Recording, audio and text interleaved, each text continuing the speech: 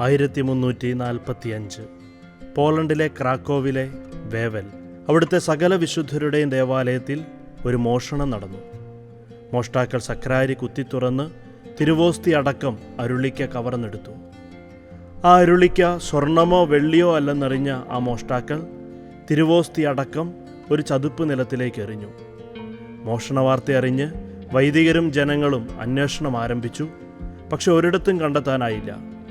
രാത്രിയായപ്പോൾ തിരുവോസ്തി വലിച്ചെറിയപ്പെട്ട സ്ഥലത്തു നിന്നും ഒരു പ്രകാശം കിലോമീറ്റർ അകലേക്ക് വ്യാപിച്ചു. ആളുകൾ ആ സ്ഥലത്തേക്ക് ഓടിക്കൂടി. ദേവാലയത്തിൽ നിന്ന് മോഷ്ടിക്കപ്പെട്ട അരുളിക്കയിൽ നിന്നാണ് പ്രകാശം വരുന്നതെന്ന് അവർക്ക് മനസ്സിലായി. അവരെല്ലാവരും ആ അരുളിക്കയ്ക്ക് മുന്നിൽ മുട്ടുമടക്കി ശിരസ്സു നമിച്ചു.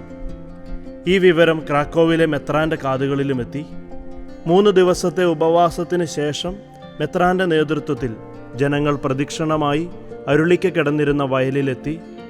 കഴിഞ്ഞ 3 ദിവസവും രാപകലില്ലാതെ ഈ അരുളിക്കയിൽ നിന്ന് പ്രകാശം ചൊരിയപ്പെട്ടുകൊണ്ടിരുന്നു.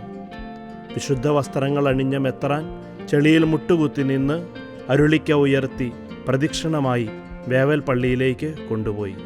ആ തിരുവോസ്തി ഇന്നും അതേ അരുളിക്കയിൽ തന്നെ യാതൊരു വ്യത്യാസവുമില്ലാതെ നിലകൊള്ളുന്നു.